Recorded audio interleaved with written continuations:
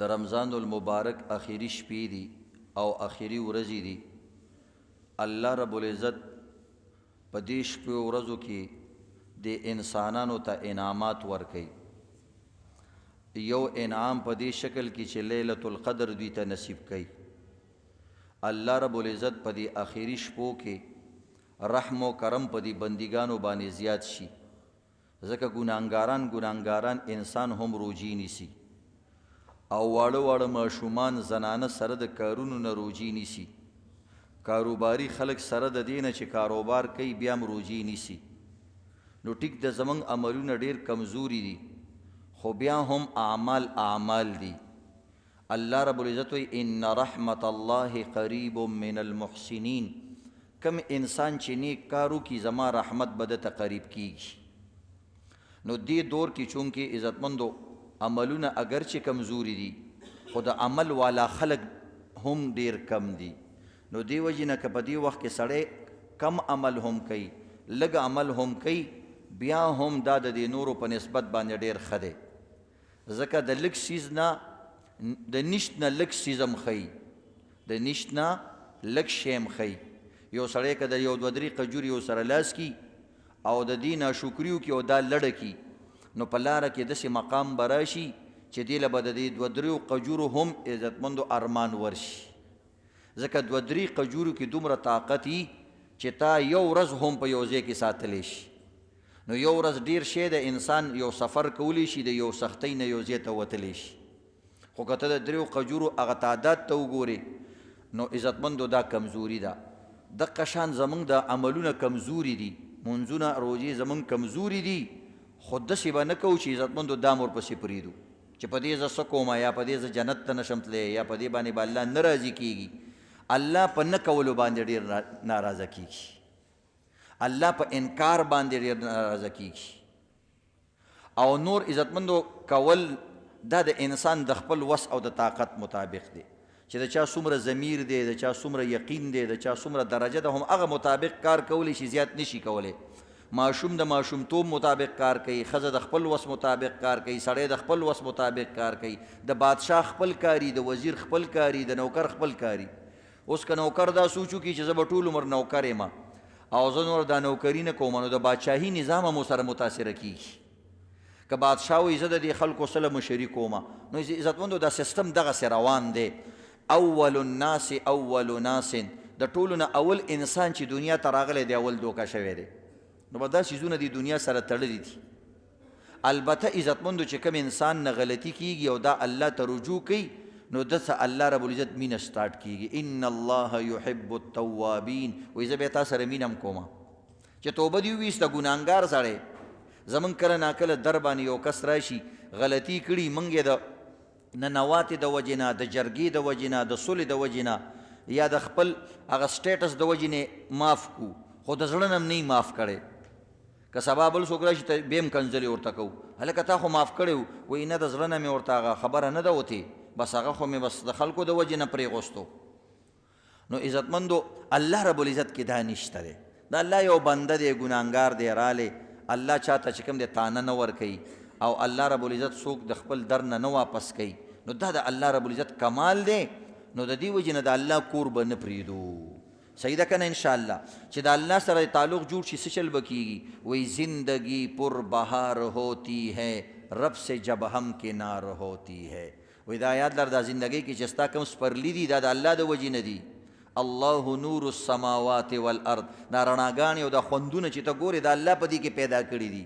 یعنې چې کله زلزله د قیامت راشي نو بیا به دا ټول شیونه یي، خو خوندونه به پکې نه وي. لکه انسان باندې چې تکلیف بیماري راشي بیا ښه شی هم خوند نه کوي. نو الله وایي ما له چل راځي، دا نور چې کوم دی او دا ښایست چې کوم دی دا زما د وجې نه دی. نو ما سره به تعلق جوړې، او که ما سره تعلق ختم کو نو اٹھا دی سر تمہارے آستا سے زمین پہ گر گیا میں آسمان سے. وایي دا یاد لره که تعلق دې ختم کو دومره به نقصاني شي لکه د اسمان نه چې سړی په ځمکه راپرېوځي، پته به هم دې نه لګي چې په کوم ځای پرېوتی، څوک به دې تالاش کولی هم نه شي چې هلکه سړی په کوم ځای پروت دی. دقه رنګ عزتمندو الله نه چې سړی لرې شي، نو بهرحال الله سره به تعلق برابر دی. او دا یاد لري الله رب العزت تاسو چې کومه نیکي وکوئ دا په ما باندې قرض ده. من یقرض الله قرضا حسنا. مړه څوک تاسو کې نر شته چې موږ له قرض راکړي؟ اوس الله ته خو د قرض ضرورت نشته دی، نو داسې ولې وایي؟ دې وجې نه دې آیتونو باندې بعضې قمقلو اعتراض کړی دی چې ګوره الله خو قرض غواړي. لکه یهودیانو اول ځل اعتراض وکړو، وایي ید الله مغلوله، وایي د الله لاس تړلي دي، خلکو نه قرضونه غواړي. اوس قمقل زړی دی. پلار چې یو بچي دوی پیسې ما سره ږدا مال راکوه، نو دا وله جمع کوي، وروسته هم د ده په کار راځي. نو الله قرض د دې وجې نه ویلو چې الله ته د خپل بندګان معلومان دي دا لالچیان دي، دوی د لالچ نه بغیر کار نه کوي. نو موږ ورته وایو چې لکه دا شی به درته واپس کېږي.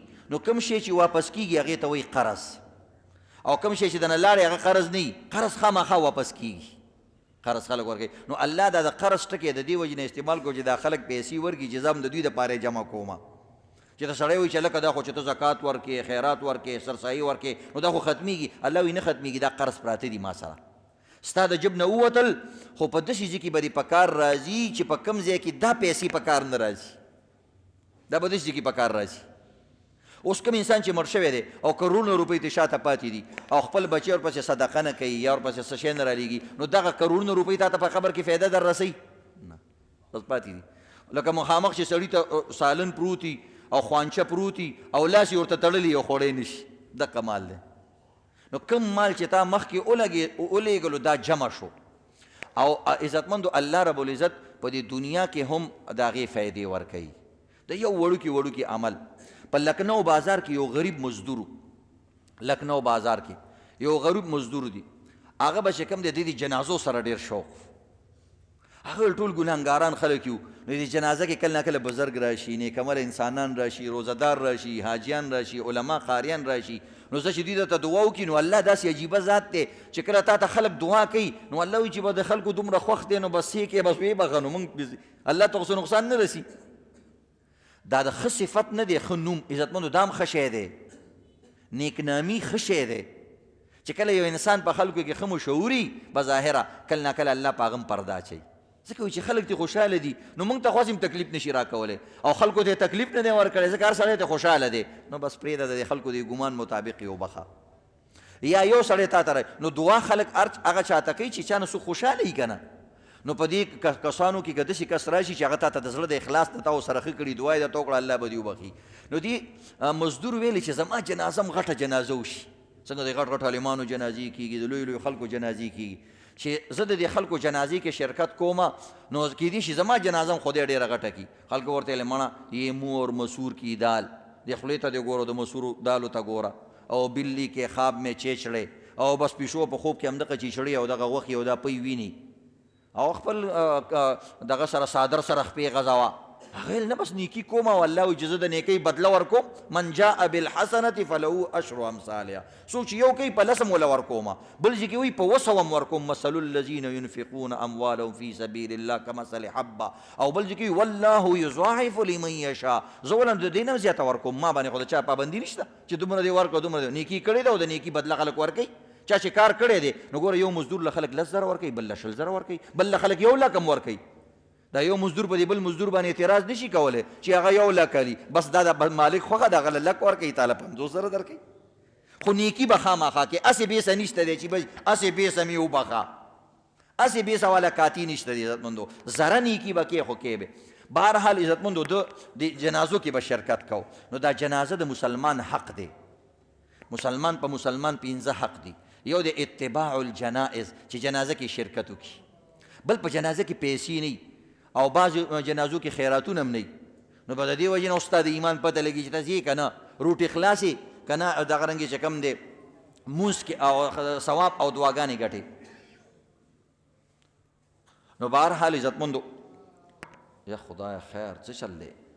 دویم امام پکې رالو که څنګه، کوم ځای نه آواز راځي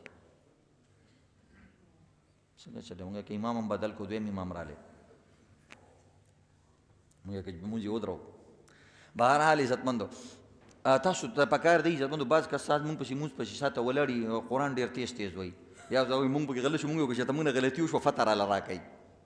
مونږ خو ډېر مونځ ته ډېر سوچي که نه، چې شاته نه څوک لږ تیز ته وایي، مونږ وکړو چې ته غلط شو بیا د زه راکه. نو لږ شان په ارام په ارام به وي چې صرف ستا غوږونه اوري یا بنبناهټ شاني داسې په ارام په ارام به وي. تیز جهر مونځ نه دی چې کوم انسان سري مونځ په تیزه باندې وکړي به د ده مونځ بیا سجده سهوه پرې راځي. خاموش مونځ به خاموش کې، تیز مونځ به تیز کې. نو امام په تیز مونځ کوي. بهرحال جنازې کې به دې شرکت کو. نو په 1902 کې یو عجیبه کار شو. مولانا عبدالحی صاحب د دیوبند ډیر مشهور عالم دین دی. نو دا چې وفات شو نو عزتمندو ډیره لویه جنازه وه ده، لکه سنجان صاحب جنازه، بجلیګر مولوي صاحب جنازه، د هغه وخت دا ډیر مشهور عالم و. نو ټول د هندوستان پاکستان هم لا نو جوړ، 1902 خبره ده. نو ټول کسان د ده په جنازه کې شریک شو. د الله کړو ته ګوره، اقه مزدور سړی چې د چا به عزتمندو جنازو کې شرکت کو په دقه ورځ باندې دام وفات شو. چې څنګه د مولانا عبدالحی صاحب زرګونو خلکو لکونو خلکو جنازه وکړله او جنازه چې رخصتېدله یکدم اعلان شو و یو غریب مزدور جنازه راغلی ده، تاسو ټول صفونه برقرار وساتئ، صفونه مه ماتوئ، د دې مزدور جنازه مو سره وکئ. هغه جنازه چې شریک شوه نو د مولانا عبدالحی صاحب د جنازې نه زیات کسان د ده په جنازه کې شریک وو، ځکه د هغه جنازه کې خو ټول ولاړو، د ده سره بله جنازه راغله، د ده کسان مو سره شریک شو. د هغه عالم د جنازې نه زیات کسان د ده په جنازه کې شریک شو. دا کله ناکله الله داسې کوي که زموږ د هر عمل بدله الله موږ له نقد په نقد راکولی نو بس بیا به موږ دا ټول کارونه د الله رضا دپاره نه کولی، ځکه الله داسې نه کوي. او که یو حساب تاسو وکړئ که نه نو الله موږ له نقد بدله هم راکوي. ته به چې کله راکوي موږ له خو داسې لاس باندې کله ورکړي په دې بل لاس کې موږ نه راکړي.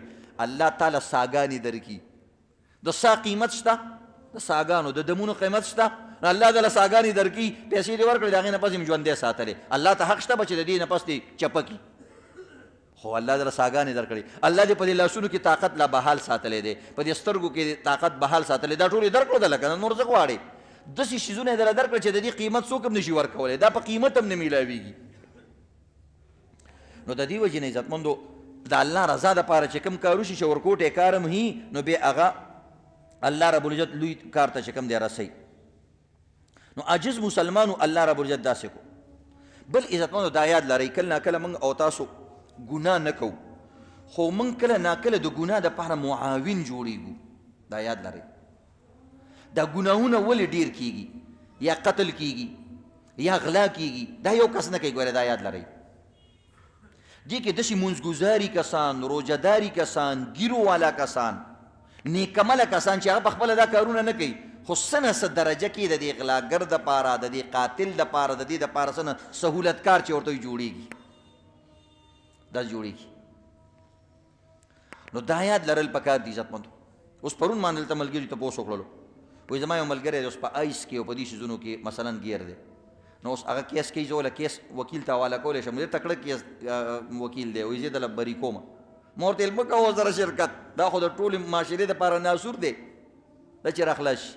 وایي چې واړه واړه بچي دي، مالی یو صورت پکې کیدی شي، هغه ته وایي چې زما په مخ کې توبه وباسه، پس مکه باندې دا پوزه راکاږه چې زما د حق سچ توبه که زه دې ځل ووتلم نو که څه سزا راله حکومت راکوي دې راکړي، خو ما واړه بچي دي، زه به بیا د بل چا بچو سره لوبې نه کوم، زه به بیا د بل چا بچي لیوني کوم نه نشی کوم بیا نه، زما دې په حق سچ باندې توبه نو بس خیر د توبې نه پس چې الله معافي کوي نو موږ هم یو سړی معاف کړو. ګوره دا طریقې عزتمندو. نو عزتمندو یو سړی چې یو کار کوي ځان لی نه کوي، دې وجې نه کله ورسره پولیس ملګری، کله ورسره فوج ملګری، کله ورسره عزیز ملګری، کله ورسره رشته دار ملګری، کله وله مولوي صاحب هم تعویض وکړي، وایي چې زما د حفاظت دپاره تعویض وکړه، پته ورته نشته چې هلکه دا کار څه کوي، غل دی او ته ولې حفاظتي تعویضونه کوې او دعاګانې ورته ښې. نو مولوي صاحب قاریان هم پکې کله ناکله ګرفتاري. یو سړي نه تپوس کوه ته څه کاروبار کوې، ولې دې بچیه کاروبار خرابه دی، دروغ رښتیا فلانې دا څیزونه مه کوه، فلانې مونځ په ټایم کې دا تپوس د کول پکار دي. بیا هغې نه پس د قرآن که څه دعا ورکړې، تعویض ورکړې، خیر دی څه خبره نه ده، خو د سړي نه خو تپوس کوه که نه. بجلیګر مولوي صاحب ویل زموږ خلکو له بس وروره مولوي صاحب له کس راشي او دا ورته دوی خدای پاک اته واړه جنتونه ورکړي، وایي اته چې د ده له ورکړه ته به کوم ځای ته ځې، هسې ګپ شپ کې هغه وایي ټول جنتونه هر چا پسې لیکي. نو بهرحال ټول پکې عزتمندو دې کې څه نه څه دریجې سره شریکي. سلطان محمود غزنوي په وخت کې یو قاضي صاحب و، قاضي سره چا امانت کې غوښتو، نو قاضي چې کوم دی هغې سره اشرفۍ کې غوښتې یا درهم دنانیر د سونې چاندي روپیو سره یې ښوي. نو هغه سړی چې ډېر وخت پس رالی هغه قاضي هغه تیلۍ بدله کړې وه، خو داسې طریقې سره یې بدله کړې وه چې تیلۍ هم هغه ده، او ګنډونه هم نه دي کولاو شوي او هغه پیسې چې کوم دی د تانبې پیسو ته بدلي کړي دي. هغه سړی حیران شو چې اوس په دې سړي دعوه هم نشم کولی ځکه چې دې کې سیس کې بالکل فرق نه دی راغلی. نو قاضي ته یې وویل چې یار دې کې خو ما د چاندۍ روپۍ د ایښې وي یا د سونې ایښې وي. ویل وروره دغه د تیلۍ ده او دغه دې ته تا ته لګېږي چې دې له چا ګوتې ور وړي. ویل نه پته خو یې نه لګي. خو ویل ما چې کور کې کولا وکړه پیسې پکې کوټه را وختلې. بس ویل ستا قسمت دی نو بس پته نه لګي خپل نیت دې درست کا او چلولي به نو ګوره غار سې په هغه باندې ور واچول. اوس هغه لاړې محمود غزنوي له غریب سړی وی زما ټوله پنګ همدا وه هر څه مې دا جمع کړي او زما یقین دی ما په خپلو لاسو به دې کې اچولي دي. اوس په قاضي باندې بیا وروره ثابتوي څوک. اوس ګوره بظاهره قاضي غلا کړې ده اوس معاون یې څوک جوړ شوی. ګوره قاضي دا غلا کړې ده دومره صفایي سره یې څنګه کړې ده. هغه ویل جی بس ثبوت دې پیش کړي زه به ورته تاوان ورکړم څه خبره خو نشته. نو هغه سره غریب ثبوت د کوم ځای نه کوم ځای نه ثبوت پیش کړي. نو دې محمود غزنوي ډېر عجیبه کار وکړو. هوښیار حاکم هوښیار جج هوښیار پولیس هوښیار فوجي هوښیار مشورې والا هوښیار جرګمار هوښیار پلار هوښیار مشر هوښیار امام په خپل هوښیار دا د الله رب العزت ډېر لوی نعمت دی. یؤتي الحکمت من یشاء الله وایي حکمت زه بعضې بعضې کسانو له ورکوم. ومن یؤت الحکمت فقد اوتي خیرا کثیرا چاله مې چې هوښیارتوب ورکو او د هوښیارتوب یې په صحیح ځای باندې استعمال کړو دته ډېر غټ خیر میلاو شوی دی د الله د طرف نه. واقعي عزتمند سړی چې هوښیار وي که نه یو ځای کې خبره وکړي دوه کسان روغ شي د ده زړه باغ باغ شي چې هلکه ما یو دوه خبرې وکړې او سړي روغ شو دا دی. یا ما د طلباو د سټوډنټانو تربیت وکړو هغه نه غټ غټ افسران جوړ شو. یا ما د بچو ښه تربیت وکړو زما بچي غټ غټ دکانداران افسران شو. سړی خوشحالېږي عزتمندو دا ډېر لوی شی دی. نو بهرحال ده داسې چل وکړو محمود غزنوي چې دا به اوس څنګه معلومو. نو یو عجیبه کار یې وکړو عزتمندو د محمود غزنوي په محل کې چې کومه قالین لګېدلې وه دا قالین یې لږ شان ګوډ کټ کړو یو ګوډ یو څنډه شان یې ترې کټ کړه واپس یې ورسره هلته کېغوستو او دا محمود غزنوي سفر باندې لاړې. واپس چې څو ورځې پس راغلې نو د کسان صفایانې مفایانې کوي چې هلکه بادشاه را روان دی فلانې ډېرې چې صفایي کې وي قالین شلېدلې ده. نو پخوا ډېرې قیمتي قالینې وې او بادشاهانو به په وړو وړو خبرو باندې خلکو سرزنش کو وال ټکول به یې کول چې هلکه ته د دومره د محل خیال نسې ساتلی سبا به ته د خزانې څه خیال وساتې. نو بس خلکو باندې وروره دغه ولګېدلو او منډې ترړي دا افسران چې را روان دي تاسو ګورئ دا پولیس والا او دا فوجیان دا ټولې لارې بندي کړي وروره حیران به شي ته چې څوک را روان دی لکه خو زموږ په شان یو سړی دی. نو دا غلط کاري. بهرحال هغوی ویل دا به اوس ټیکۍ څوک چې هغه بادشاه ته پته ونه لګي. یو ورته لکه دلته احمد یا فلانې دغه رفوګر دی رفوګر هغې ته وایي تاسو اکثر خیلي دلته چې کوم دی ډایکلین ور سره ناست دي داسې طریقې سره سیز جوړوي چې پته یې نه لګي. هغه یې راوغوښتو چې هغه یې راوغوښتو هغه سیز ډېر صفایي سره جوړ کړو بالکل پته یې نه لګېدله چې لکه د قالین مخکې نه چا شلولی. نو محمود غزنوي چې څه وخت پس راغلی چې ویې کتلو قالین خو روغ شوی دی. نو بس دا نکتې ونیوله ویل لکه دا قانون چا روغ کړی دی او چې دا خو روغ دی بس همداسې پروت دی. نو ویل نه دا خو ما په خپل لاس کټ کړی و. کټ کړی چا دی جوړ کړی چا کټ کړی ما دی جوړ کړی چا دی. ویل پرېږدم هم نه دا ما په خپل لاس کټ کړی دی. ویل کس راته ښایي وایي جی هغه ویل چې موږ ته به وایي چا کټ کړی وایي نه تاسو سره مې کار نشته جوړ کړی چا دی هغه کس را دوکاندار راته وښایي. بس خلکو چې د دوی نه خبر راغله وایي جی پلانې دوکاندار ویل دوکاندار راولئ دوکاندار ته یې لکه دا شی تا جوړ کړی. ویل او جی بس دوی راغلي جوړ مې کو ماشاءالله وایي ته خو ډېر ماهر تکړه کس یې او ډېر بس ډېر خوشحاله شو چې اوس به راله انعام راکړي. وایي اوس راته دا ووایه تیلی راواغسته کس چې دا تیلی دې کله په کومه ورځ جوړه کړې او دا دله چا راوړې وه ځکه ته پته ولګېدې دا دوکاندار هم دا کار کوي. ګوره د کوم ځای نه خبره کوم ځای ته ویوړله هغه سړي نه تیلی کې هغه قاضي پیسې والې وې هم په دوه رفوګر باندې چې کوم دی کړی ځکه دا کسان معلومي په بازارونو کې پلانې ډوګبوګي پلانې چې کوم دی حرامخور پلانې دا دوکاندارانو ته یو بل ته معلومي که څه غلط شي هلکه پلاني له ورشه تو نمبر یې مال هغه سره میلاویږي. نو بس هغه کسان معلومي په علاقو کې عزتمندو او په بازارونو کې.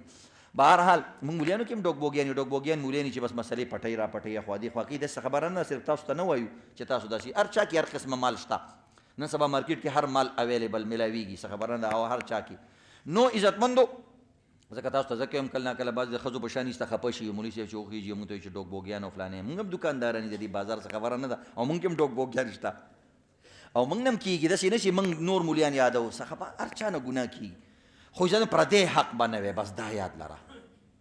نو چې وینیولو ویل جي ستا قاضي راوړی و که نه موږ ته څه پته وه چې د څه کار دی. بس قاضي راوست وایي دا د باندې ګواه شو د دوکان ته دې تیلی وړې ده د غریب مال دی والی دی نو عقلمندي هم ښه شی دی. او دویم مې درته دا دې پورې خبره وکړه چې کله مې یو سړی غلا کوي یو کس پکې شریک نه وي د ډېر سهولت کاري. اوس ګوره هغه دوکاندار ته د سره پته نشته دی چې دا د څه شي مال دی او څنګه دی. دوکاندار له پکار دی چې د شیز تپوس وکړي. بعض وخت کې مارکیټ کې یو شی ارزانه میلاویږي، هر سړی ورته خوشحالېږي. هلکه چانس مې ووالو. چانس نه دی، د غلا مال دی. چانس دی ووالو. ته داسې چانسي چې تا لکه چانس دې ټول دوکاندارانو نه ورځي، یو ځي یو ځي او تاله راځي. چانسي نه ته غل یې، خلکو ته پته ده د غلا مال علي. نو هغه غل یو بل پیژني چې هلکه دا سړی دی بس دلې مال وړه. دا چانسونه نه وي، ځان له دوکې مه ورکوئ عزتمندو. دا د الله د طرف نه یو امتحاني. نو ګوره څنګه چې قاضي غلا وکړه، رفوګر یو عام درزي یا یو عام کسو سره پکې ملګری و او دا ټول کار ول هغه کړی و. یعنې قاضي پخپله خو نه شو ګنډلی، داسې پته یې لګېده. نو دقه شان عزتمندو کله ناکله موږ ګناه نه کوو، خو یو ګناهګار دپاره سپورټ جوړ شو. یار ملګری دی نو یار دی نو همدقه یار بیا سبا تا کې کوي غار، نو بیا به څه کوې؟ بیا دغه سوځېدلي شعرونه کوي، ما یار لیدلی نه دی او دا داسې بیا شعرونه ورکوي. نو خو دقه یار و تا بل دپاره له دروغ ویلو، نن یې تا کې غار وکړو چې تا هغه ورته ویل چې هلکه دا کار بد دی. نو چې بل مسلمان دپاره تا کار کړی بیا سبا تا سره هم بد نه کولی. نو بهرحال عزتمندو دې طریقې سره بعضې کسان داسې عزتمندو ځان کې صفات را پیدا په لږ څیز باندې هم عزتمندو هغوی الله نه خوشحالېږي. دا ډېر چانس والا خلک. الله قرآن پاک کې ګیله کوي وقلیل من عبادی الشکور. بندګان خو زما ډېر دي خو شکر والا نران کسان نه دي چې هر حال کې وایي بس زما الله دی ما له چې څه راکړي زه راضي یم په الله باندې. لکه بعض زوی له سړی لږه ورکړي که نه، هغوی بس پلار مې دی بس ما له دومره حصه راکړه پروا نشته. او بعض یو سره حساب کتاب کوي، د پلار په مال کې لګې دی، زوی پلار سره حسابونه کوي. ولې خیر شه که نه ګټلې د پلار دی ته سره حسابونه کوي، دله دې دومره ورکوم دله دومره کو زه به تې ځان له وګټه که نه، ته څه بلا غوالې څه تندر د باندې را پرېوځې، ته ځان له خپله وګټه که نه. پلار سره سړی حسابونه نشي کولی په ژوند باندې. دا یاد لرئ ښه، پلار له هم نه وي په کار چې غلط تقسیم وکړي. خو ته به ځان نه چې کوم دی دغه نه جوړې چې پلار سره حسابونه کې. نو په دغه کې د محمود غزنوي رحمت الله علیه د به چې کوم دی محمود غزنوي به ګشتونه کول د شپې ګشتونه کول. نو یو غریب شان سړی وکتلو، هغه داسې یو تنور د روټۍ تنور د روټو دوکانو هغه هلته چې کوم دی پروت وده. بعضې د الله دومره په غریبۍ کې د الله دومره شکرګزار بندګان د دې په زړه ډېر زیات خوږ شو چې هلکه دا غریب خو دا یخه شپه ده او دا په دې سارا کې په دې دوکان مخې ته پروت دی، کور به یې نه وي سی به یې نه وي. نو چې راپایسه و ویل بچې څه کوې؟ بس ویل دلته وده یم نو بس دا ځای مې دی. وایي زما خو تا باندې ډېر زړه خوږ شو، ته خو به ډېر سخت تکلیف کې. وایي نه د الله ډېر کرم او احسان دی. ویل دې شپې ته ګوره او دې یخنۍ ته ګوره دلته. ویل نه جي د الله ډېر زیات شکر دی. وایي نیمه شپه مې ستا په شان تېرېږي او نیمه شپه مې ستا نه هم ښه تېرېږي.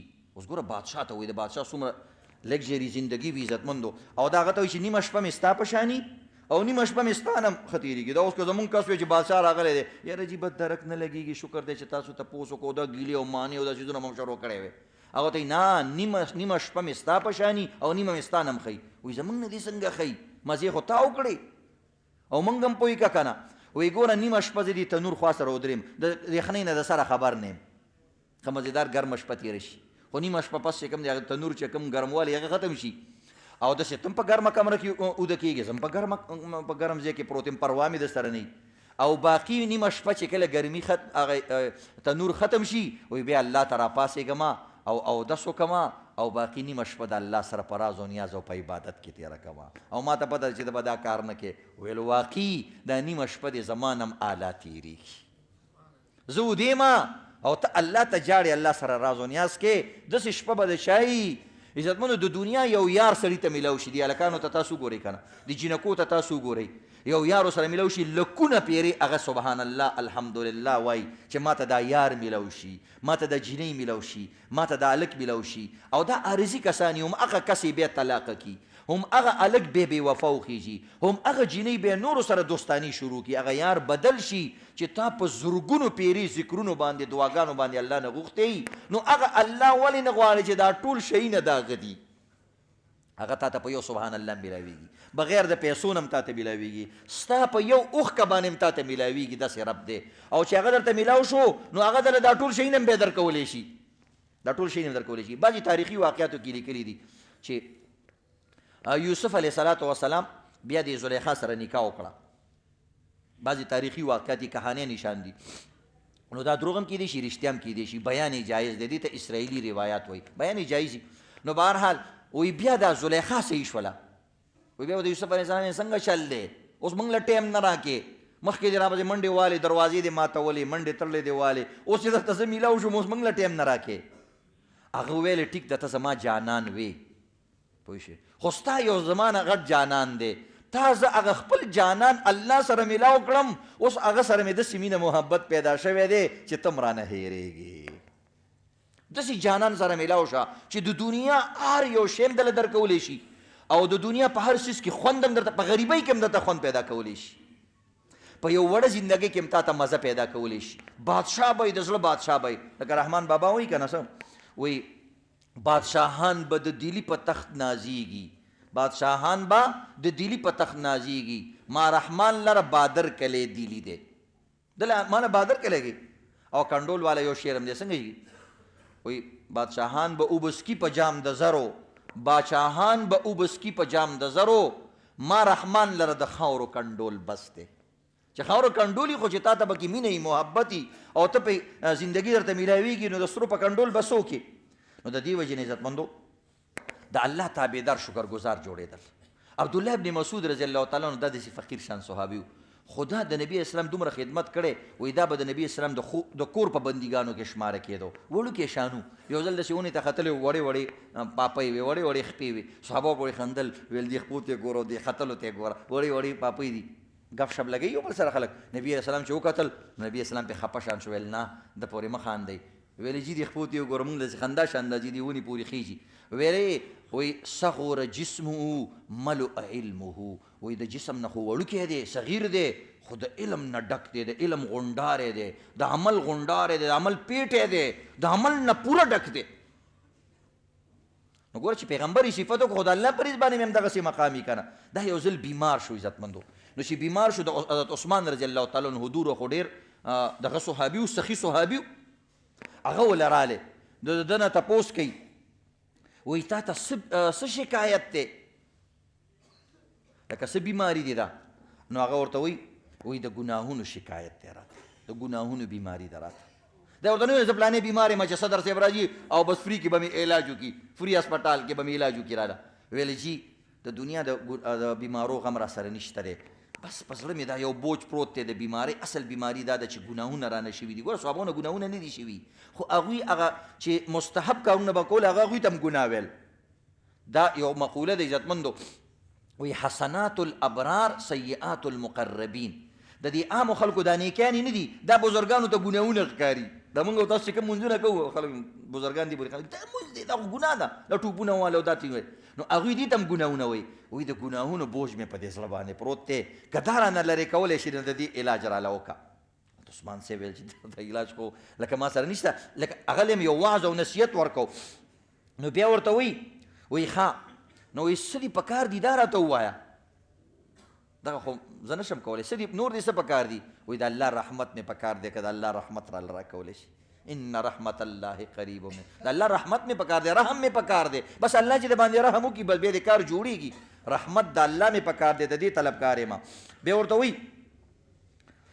وایي داسې چل وکړه، ګوره ته بیمار یې، زه به دله حکیم راولم، حکیم دله راولم، ډاکټر دله راولم. وایي نه، وایي حکیم په خپله بیمار کړی ما، بیماري خو د الله د طرف نه راځي که نه. وایي ته راله حکیم راولې، وایي کوم چې اصل حکیم دی او هغه را باندې دا بیماري راوستې ده. نو بیماري مې نه ښه کېږي، بعض وخت سړی په ځان پوه شي چې به زه نور نه پایم. په دې وخت کې عزتمندو خولې غلطې نه دي خوځول، دا ستا خاتمه وي. دقې له اعتباري انما الاعمال بالخواتیم، دقه اخري خبرې نه دي، دې ته الله رب العزت ډېر لوی اعتبار ورکړی دی. د مرګ په وخت کې چې بیمار شي، خوله غلطه بالکل مه خرڅوه، ګیلې مه کوه، معنی مه کوه، بس د الله خبرې کوه او د دین خبرې کوه، د مونځ خبرې کوه او دغه بچو ته ښې ښې خبرې کوه. بیا ورته وایي وایي ښځه څه خو راباندې وکړه که نو دومره ګوره زه راغلی یم تاله راغلی مثلا اسپتال ته کور ته نو زه څه به دله راولېږم که نه څه شی راته یاد کړه چې دله راویلېږم او درګې هغه ورته چې د دنیا یو شي ته مې حاجت نشته نو به دغه شي د مې حاجت دی هغه ته نشي راکولی ویلې زه خیر دی ګوره حالات دې خراب دي زه څه به دله څه شی درکمه نو زه بچو له بلې خو څه پاتې شي که نه بچو غم خو که نه د ځان غم نه کې ویل بچو غم مې کړی دی وایي څه غم